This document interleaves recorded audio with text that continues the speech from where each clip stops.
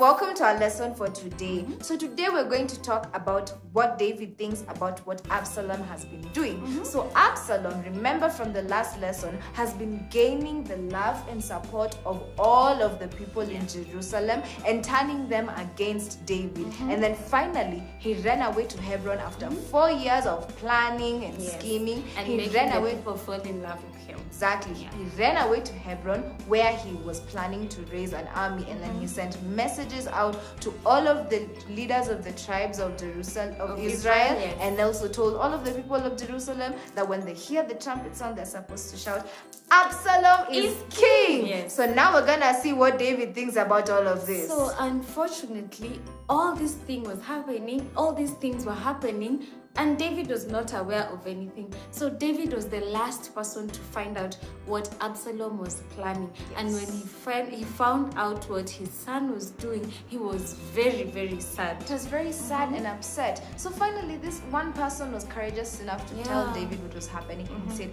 David, Absalom is turning the people against you. Yes. He wants to proclaim himself king. And then David decided that he had to find out who exactly was on Absalom's side. Yes. So when he found out that one of his closest friends and his closest advisor, and his name was Ahithophel. He was actually, Ahithophel was actually on Absalom's side, and he had decided to desert David. So when David found out this was happening, he was very sad. But then he decided, he came to a decision that they have to leave. He has to leave Jerusalem. Exactly. Yes. Because if he didn't leave Jerusalem, then Absalom was going to come with his whole army, and they were going to destroy everything. Yes, and now Jerusalem was going to be terrible, and it was going to have a lot of bloodshed. So David decided he was going to take all of his men who were still with him and leave. So his men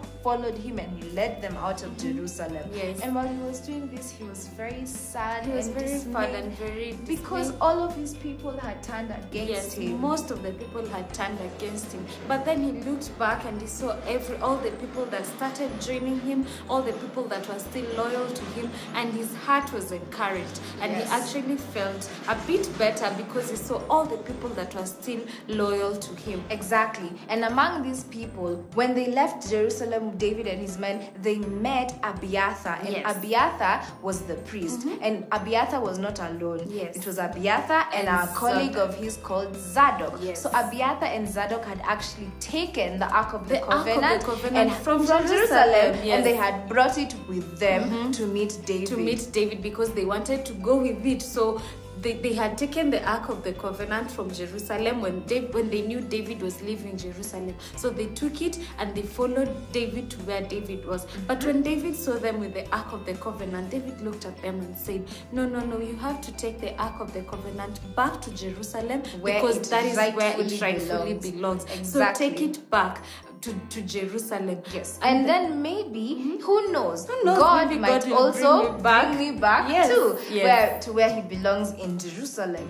After hearing this, he turned and he looked to Abiathar's son, whose name is Jonathan, and to Zadok's son, whose name is Ahimaaz. And when he looked at them, he told them, you too shall go back as well. And he told them, you will be my spies. You will be of great help because you're going to be my spies in Jerusalem. Exactly. And you will tell me everything that is going on with Absalom. And so the priest Abiathar, the Levites, and then the two sons, they all returned back to Jerusalem together with the Ark of the Covenant. So they returned the Ark of the Covenant to Jerusalem. And then David and other men and the rest of his men walked on, and they went all the way to the river Jordan, where they were tired, and they stopped to rest, and they sat there and they were very tired and they were very sad and dispirited because of what had happened.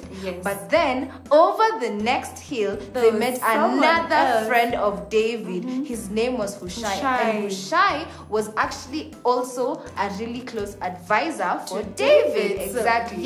When David saw Hushai, he knew that this would be the best person to help him inside the palace. So David told Hushai, you two shall go back to Jerusalem. What I want you to do is because there's the other advisor who I know, Ahithophel. Ahithophel. Yes, Ahithophel. Ahithophel, who I know is going to be advising Absalom. So I want you to go back and go and whatever Ahithophel tells Absalom, you are going to counter it by telling him the exact opposite, and you're going to make sure that Absalom doesn't follow Ahithophel, but he follows your advice. Yes, so when Ahithophel tells Absalom to go right, you are going to tell him to go left, which is the directly opposite of it. And then also, you are going to get messages to Abiathar and Zadok, and their sons will get these messages to me. Yes, so that was David's plan, and that is what was going to happen. But really, from this lesson, we learned that David had to go through all this, even after forgiving his son. So, all of the sadness and the pain and the anger and the betrayal and leaving his own city, leaving his home. He had to do all of this because Absalom had decided to be selfish, and instead of deciding to walk in love, he decided to go the opposite direction and take everything for himself. Yes, so really all these people were suffering, and they were leaving their homes to follow David, and even David left his palace while he was still king, just because Absalom was very selfish and he did not walk in love. So as children of God, we cannot be found doing things that will inconvenience other people because we want things to work out for us. So things will fall in place. Eventually, God has his own plans and his own timings. So we should not force things to work the way we want them to work, and in that we cannot inconvenience people.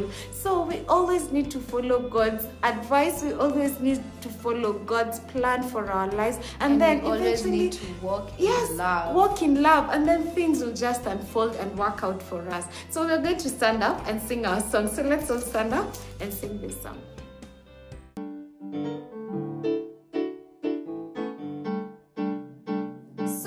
Just talked about how David had to flee from Jerusalem because of Absalom's plans. Now, Absalom did this to David because he was being selfish, and he decided not to walk in love. And us as children of God, it's important for us to walk in love. So we're going to sing a song that reminds us to love each other as brothers and sisters all the time, no matter where we are or who we are. So everyone stand up and help us sing this song.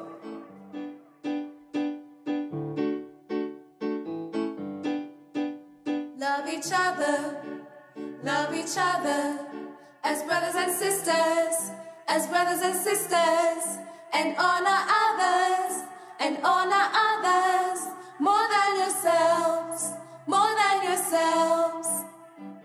Romans 12:10, God gave us family we can help and love, with gifts to each other from up above.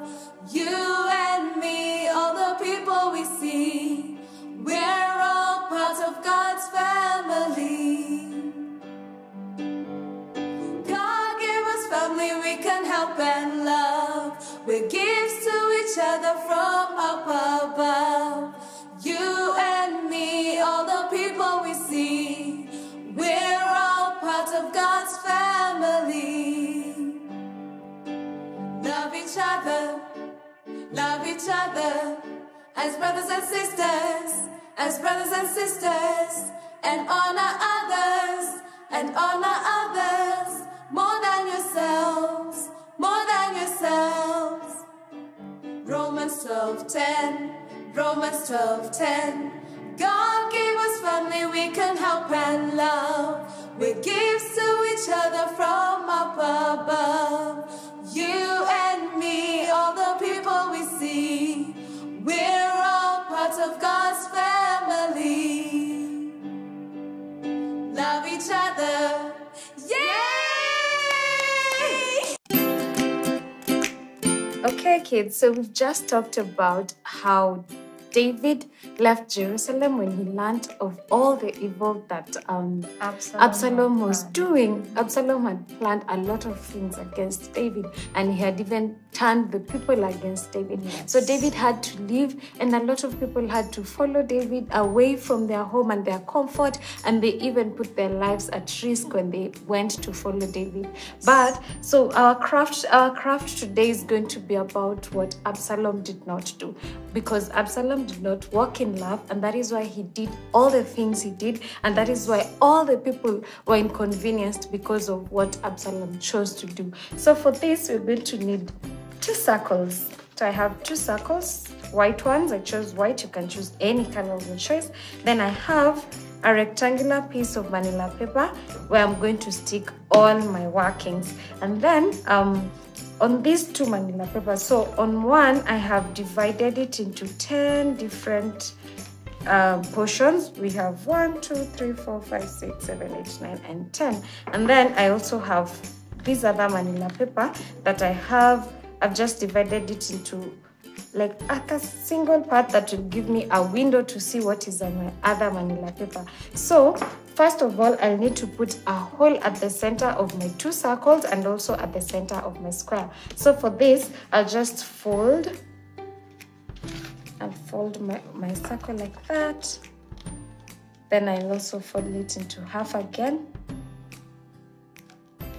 And for this, you'll need to ask for help because I want you to cut just a small piece at the top, just a tiny little piece like that. And so that way when you open, you have a hole on your first circle. Then we'll also do the same to our second circle. Just fold it into half, into another half, and then do the same thing. Just cut a tiny bit at the top like that, and you open it up and you have another hole. So I'll just do that to my other manila paper as well, so that I'm done with that process. So just fold it into half, then another half, and cut a small hole. Just cut a small piece at the top right there, and when you open it, you have another hole right there. So we have 3 holes. So then what I'm going to do next is I'll take my manila paper that has like a small window that's only divided in one part. Then I'll cut out the part where I have my window. Remember, you're not cutting the whole circle. Yeah, you don't cut the whole circle. Actually, don't even go all the way to the center. Just cut a little bit. Very small part. Yeah, very small part. Like that. So that way you have a window right there. So the other thing that I'm going to do before I put them together is I'll take a pen, and then on each section of my circle, I'm going to write 10 things that love should do. And for this, I'm going to get my reference scripture from 1 Corinthians chapter 13, and that is where you find all the qualities of love. So I'm going to write down each and every quality of love. And so I'll start with the first one, which says love is patient. So I'm going to write the word patient. And then the next thing is kind. So on my second section, I'll just write kind. Then the third one is not jealous. So that is what I'm going to write. Not jealous. Then the fourth one is not boastful. So that is what I'll write. And then number 5, not proud. Number 6, not rude. Number 7, love is selfless. Number 8, love is not irritable. Number 9, love is forgiving. And then number 10, love is true. So I have all my 10 qualities of love right there. I'm going to put them on the screen so that you can be able to write all the qualities of love at your own pace. But that is what I have. And then make sure you follow the circle from the first one all the way to the last one until you're able to finish. And then I'll take my other circle, and then what I'm going to do is write there at the top, I will write walk in love.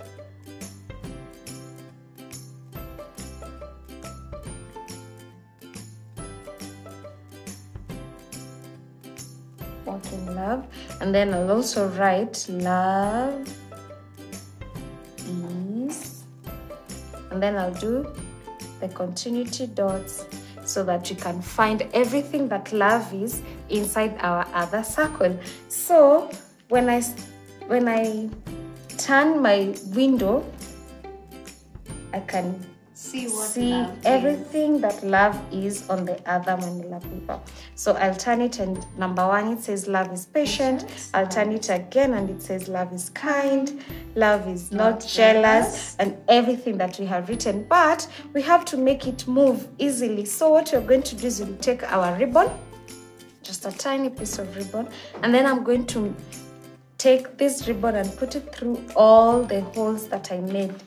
So from the first circle that should be on top that says walk in love and tells us what love is, and then to my second circle that has all the qualities of love, and then I'll put it through also to my rectangle that also has a hole down there, and then I'll just pull down my ribbon, and then what I'll do at the top here, I'll secure it with a knot. So I'll just try and tie a knot right there.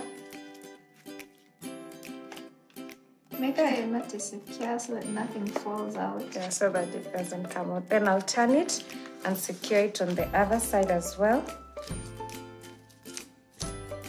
And right there you go. So what I'll do on this top part, I'm going to cut out the excess ribbon. If yours is not in excess, you don't have to cut. So there we go. So now I'm able to turn my circle, and I can be able to see what love is and what love is not. So the first one is saying love is patient. So there it is. I can be able to see love is patient. I can turn it and see love is kind. Love is not jealous. Love is not boastful. Love is not proud. Love is not rude. Love is selfless. Love is not irritable. Love is forgiving. And finally, love is true. And then back to my first one, love is patient. So it can easily go around. So make sure yours can easily go around. Okay, and so now we are going to write what our story is all about. So on our manila paper, on our yellow manila paper, we'll just take our pen. We'll take our pen. And then what I'll do is I'm going to write the reference scripture, which is where we got our story. It's in the book of 2 Samuel. 2 Samuel. Chapter 15. 2 Samuel 15. And this is the story of David leaving Jerusalem. Yes, and this is a sad story of David leaves Jerusalem. Also, to make it easier for you to use your circle, staple the circle that has the qualities of love. Yes. You staple it to your paper so that when you move the first circle, the second circle doesn't move. So you see everything that you need. Okay, yes, so we'll do just that. So I'll just lift up my other circle a little bit and staple it, and then also staple it in. Make sure you only staple the second circle that's at the bottom. Yes, because the first circle needs to move. Yes. Okay. I think that's fine. If your stapler can go through. There you go. Okay, that's fine. So now the second circle is not moving, so you can only move the first circle and you're able to see all the things that love is. So remember, David left Jerusalem because of his son Absalom and all the things that Absalom was actually doing wrong to David. Yes. So he was very selfish.